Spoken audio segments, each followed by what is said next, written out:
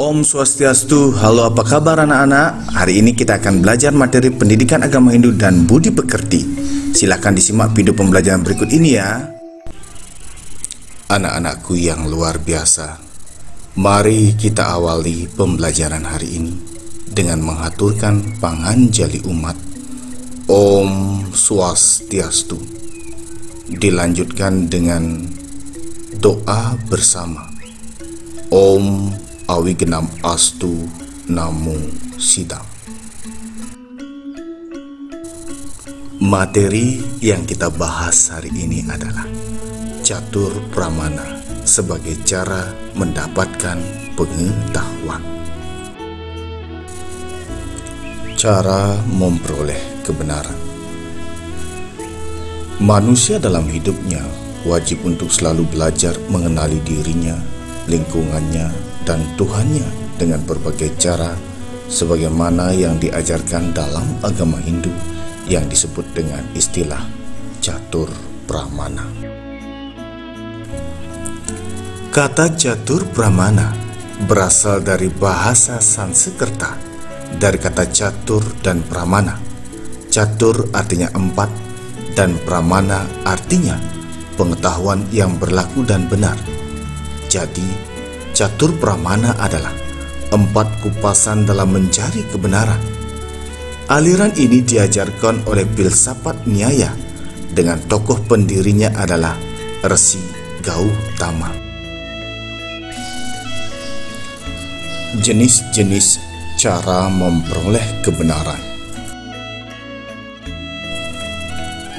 Adapun jenis-jenis cara memperoleh kebenaran tersebut adalah sebagai berikut. 1.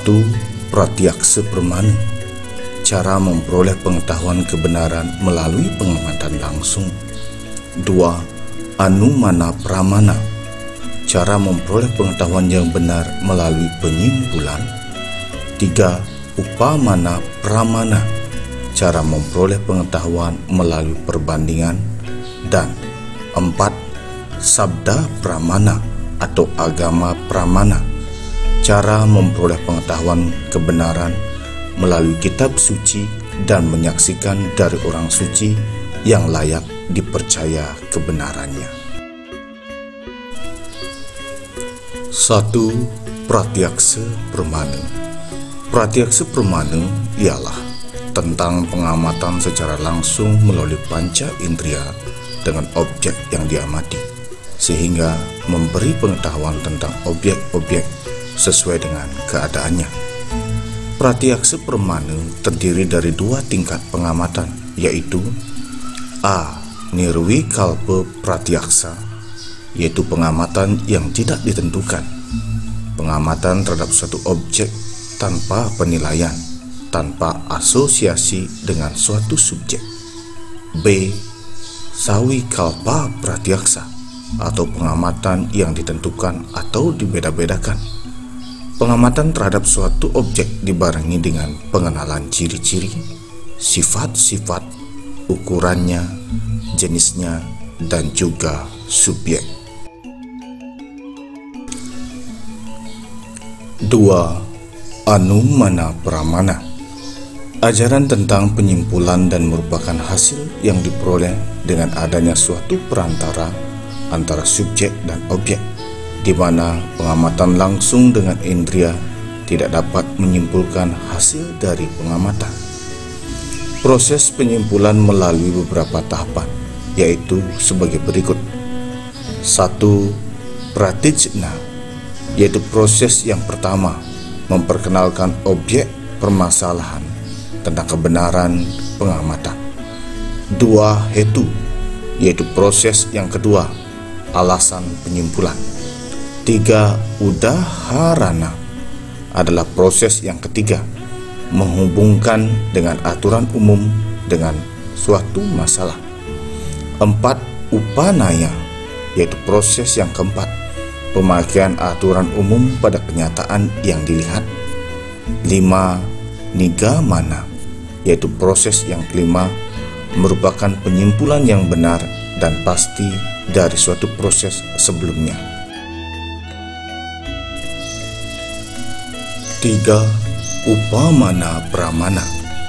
Upamana pramana merupakan cara pengamatan dengan membandingkan kesamaan-kesamaan yang mungkin terjadi atau terdapat di dalam objek yang diamati dengan objek yang sudah ada atau pernah diketahui. Dengan melakukan perbandingan-perbandingan, manusia akhirnya percaya adanya Sang Hyang Widi. 4. Sabda pramana atau agama pramana.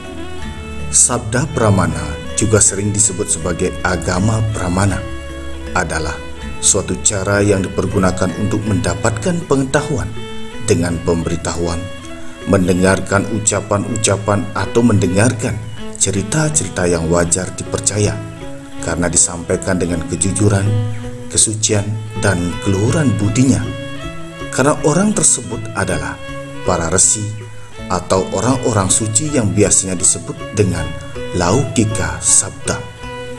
Kesimpulannya, kesaksian ini dibedakan menjadi dua jenis, yaitu A. Laukika sabda adalah kesaksian yang didapat dari orang-orang terpercaya dan kesaksiannya dapat diterima dengan akal sehat. B. Waidika sabda adalah kesaksian yang didasarkan pada naskah-naskah suci yang bersumber pada Weda Sruti. Contoh-contoh catur pramana.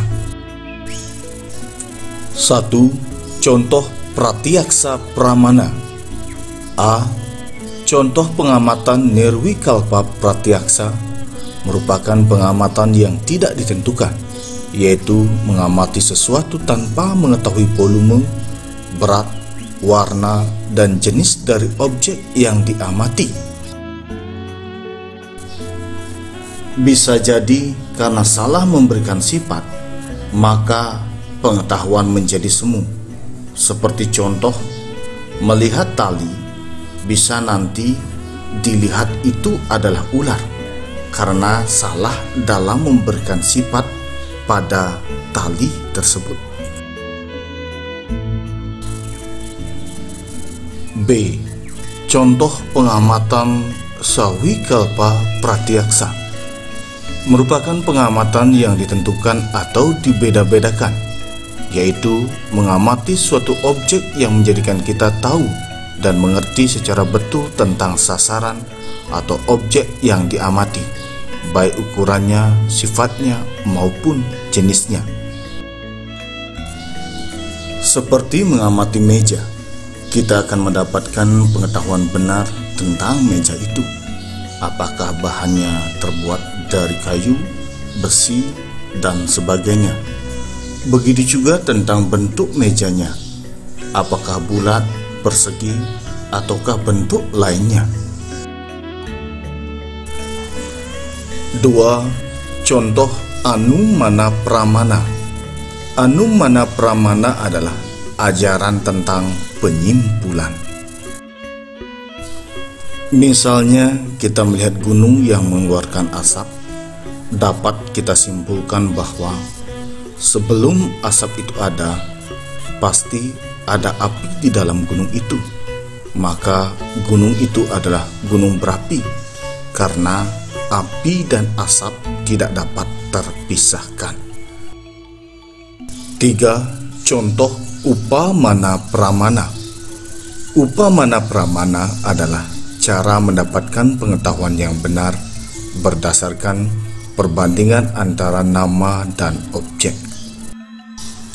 Seperti orang yang sudah tahu binatang kucing, bila ingin memberikan pengetahuan tentang rupa harimau, maka dapat dibandingkan dengan rupa binatang kucing tersebut. 4. Contoh sabda pramana atau agama pramana. Kesaksian dari orang suci yang dapat dipercaya, yang dinyatakan dalam kata-katanya dan dari kitab suci Weda sebagai wahyu dari Tuhan. Cerita-cerita itu dipercaya dan diyakini karena kesucian batin dan keluhuran budi dari para maharesi itu. apa yang diucapkan atau diceritakannya menjadi pengetahuan bagi pendengarnya. Misalnya, guru ilmu pengetahuan alam bercerita bahwa di angkasa ada planet-planet sebagaimana bumi yang berbentuk bulat dan berputar. Semua siswa meyakini apa yang diceritakan gurunya, sehingga planet dan bumi bulat serta berputar menjadi pengetahuan yang diyakini kebenarannya, walaupun murid tidak pernah membuktikannya.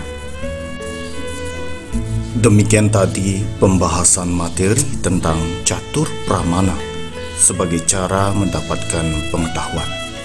Semoga ada manfaatnya dan dapat menjadi dasar dari pengetahuan tentang konsep catur pramana. Kita akhiri pertemuan hari ini dengan menghaturkan Paramesanti. Om Santi, Santi, Santi.